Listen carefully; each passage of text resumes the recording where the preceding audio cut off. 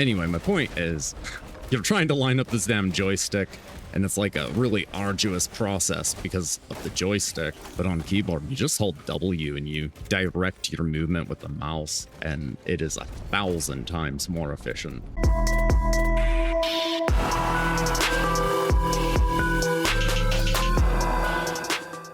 Hey, howdy, hey guys. Hope you're doing well and welcome back. So we've got, I guess, the first official episode of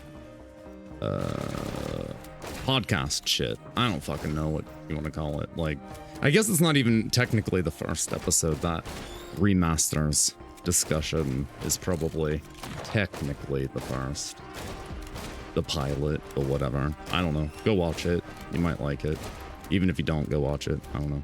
But anyway, I wanted to go ahead and discuss why I ended up on PC, or how I ended up on PC, because I don't know. I mean, I'm doing YouTube shit, so I figured it would make sense to kind of go into that. Basically, I was on Xbox for my whole life, basically. My cousins and a few of my friends had gaming-oriented PCs and whatever, but like, building a PC for gaming was never an option as a kid. My dad always, I mean, he wasn't wrong. You know, consoles are sold at a loss, and you know, they're much cheaper. It's much cheaper to game on a console, I guess is what I'm trying to say. And so, you know, my PC was never for anything more than like computing kinds of tasks. No real gaming. I ran old games, but nothing like modern. All my modern gaming was on console for the longest time. And then about, I don't know, 3-4 years ago, whenever it was, I'm awful. I've got an awful sense of time. But, you know, I had been editing videos, just like little montages and shit like that on my phone. And I had basically gotten to the end of what I had basically gotten to the end of what was possible editing-wise on my phone. Like, I hit the ceiling, and it was really frustrating me. I couldn't make my videos any longer, you know, all that. And then Vital suggested one day, like, I think we were at Walmart, and she was like looking at the laptops, and she suggested I get one. And I told her, you know, I didn't want one, and she said, you know, well, even if it's just for editing, you know, it'll be worth it, because, you know, you'll be able to do more and whatever. So we bit the bullet, and we went ahead and got it, and we decided, you know, if I ran it into the dirt and burned it up by using it, you know, then it was money well spent, and maybe I should get an actual PC after that. So I'm on this laptop, and I'm doing my videos or whatever, and very quickly, one of my friends, Crow, he suggests that I play Sea of Thieves on it. And so while installing Sea of Thieves, I also install Quake, because, you know, why wouldn't you? And I played Sea of Thieves with him for a little while, and I was already very familiar with the game, so it was only the mouse and keyboard that I was like struggling to learn and whatever. But instantly I've realized that the mouse, there was just something like magical about the mouse. So I started playing with it more, and I loaded up Quake, and I realized that I wasn't getting sick anymore. Oh, I guess I didn't go into that either, because I'm a horrible storyteller. When I was on console before we even got the PC, I was really struggling with some bits of depression, and it didn't help that I felt like I was falling out of love with my hobby, because anytime I would play like a first-person shooter, or, you know, really any kind of a first-person game, very shortly after I'd start playing, like, I would just not feel like playing it anymore. I couldn't get immersed in it, you know, I didn't feel very good after playing, you know, I'd get a headache and whatever, so it just really dampened my gaming, but I didn't really understand the cause of it. Anyway, fast forward, or revert back to where I was in the story. Again, bad storyteller. Once I felt the mouse aim, I realized that it was motion sickness. I was getting motion sick on console because the joystick was never as fast as I needed it to be, or smooth as I needed it to be, and like aim assist and all that shit would kick on and, you know, change the sensitivity and everything like that. So that was really frustrating. But with a mouse, I didn't have any of that. It was like 1-to-1. And like instantly I was doing maneuvers and like flick shots on mouse and keyboard that I had would never have been able to do on controller, and I was no slouch on controller either. So then my mindset was, well, joystick is still superior for movement because, you know, a thumb on a joystick is way more efficient than, you know, 3 fingers just to move around. So, you know, I ordered the Azeron and all that stuff, and I was convinced that I would need a joystick. And before it even ever got here, I was already competent on mouse and keyboard, and I didn't need it anymore. And I was fairly convinced already that I was wrong initially, that WASD is superior.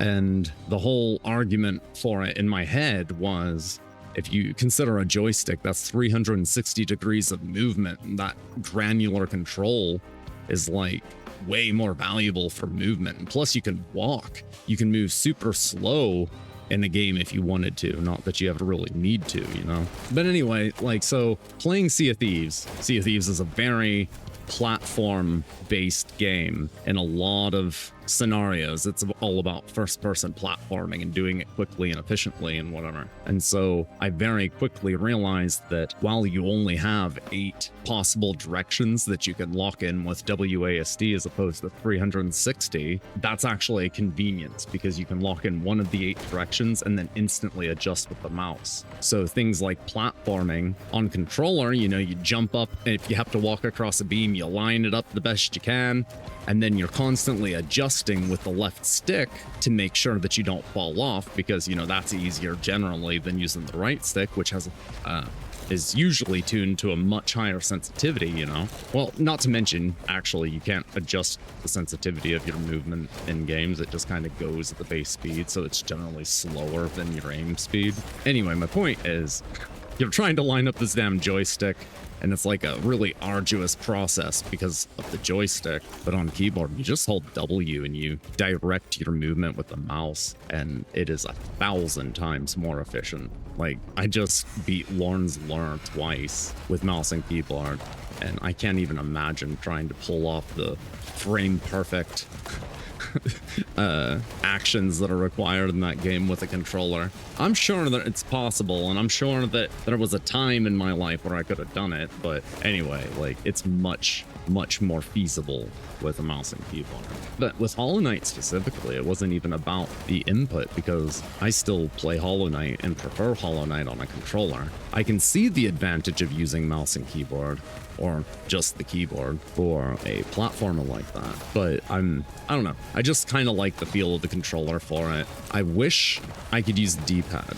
So in Hollow Knight, you can use the D-pad. That's not an issue.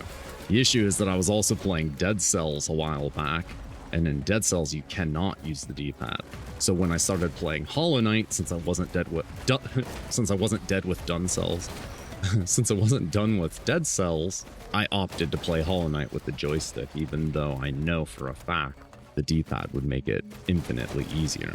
But anyway, the thing that made it infinitely easier on PC was that I went from being locked to 120 FPS with occasional bogs to 920 or something. I can't even remember what it was. It was over 900 FPS when I first loaded it up on my PC. And so that was just nuts, and it made everything so much easier. Like, I had been trying on Xbox to beat the Trial of Fools in the Coliseum. You know, I would get on for the day and do, you know, 3 or 4 runs in the trial, and then, you know, fail, obviously. And, you know, well, that's enough for today, and I'd put it up and whatever, and then the next day I would give it a few more tries. And, you know, I wasn't in any rush to do it. I wasn't like busting my ass to do it. But anyway, I loaded it up on PC, and within 3 tries I had completely kicked its ass. And it did not feel nearly as stressful to play because I was getting oodles more information from all the extra frames. And it seems like a real small thing, but in a game like that with such tight controls and timing and, you know, pattern recognition in the boss fights and all that stuff, it makes a big difference. I would even venture to say that, you know, nabbing those iframes in a Souls-like is far easier with like at least 240 frames, as opposed to, like, you know, the 60 that most of those games ran at. I think Dark Souls 1 and all those games ran at 60, ideally anyway.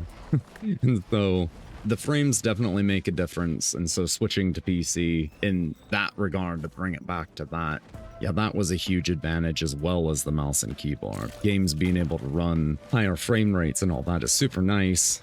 Is it worth it for the average person? Probably not. Not that I'm like this amazingly skilled gamer or anything, but I do think you have to have a certain acuity, I guess. So yeah, I'm not that I'm the greatest gamer or anything ever, but I do think you have to have a certain level of confidence, skill, experience, whatever, to really utilize those extra frames in such a way. Like, for example, with Hollow Knight, if I had just sat Sybil down on my PC to play it, she probably wouldn't really know. Like, she would know something was different about the game, even though she's only played it once on console. But like, her brain would immediately rationalize it away as something. And then, you know, she would not probably be able to identify the difference being all the extra frames. Probably. But I don't know. You know, if you take somebody who just very casually enjoys games and ask them if, you know, they enjoy the difference between 60 and 120 FPS, most of them will say, yeah, it's really smooth. I like it. But then you give those same people the choice between 120 and 240. And like I said, most people that casually consume games are not even going to really notice too much the difference. They might be able to see that it's a little smoother if you show them side by side. Yeah, I guess I'm just saying, the more skilled you are, the more you can utilize those minute benefits. So, you know, better hardware, if you're a shitty gamer, isn't going to just like magically make you a Giga Chat or some shit, you know, like, you do still have to practice and get good at the game. But by switching to mouse and keyboard, or having a 240 hertz monitor on a PC that can run the game really well and all that shit, you really do you really do shatter your skill ceiling. Like, whatever you're at on controller, if you're willing to put in like a month or two of not being as good as you were on controller at everything that you were good at, it pays off dividends almost immediately. Like I said, before I even could really hit R consistently to reload my damn gun without hitting E and T and 5 and 4 and, you know, whatever, I just kind of threw my finger up there and said, yeah! Did I get it? Well, I hit a bunch of them. I got it. He's reloading. That's cool. Whatever. You know, like, it took a while to build the finger dexterity and the mental map of the keyboard so that I didn't need to like constantly refer to it. But once that shift happened, like, it elevated my gameplay tenfold, just because, you know, WASD is so snappy and responsive. Again, I'm a horrible storyteller or conversationalist or whatever, but back to the controller being superior for movement and how I was wrong, because I was wrong. Doesn't happen often, but when it does, I'll admit it. I was wrong.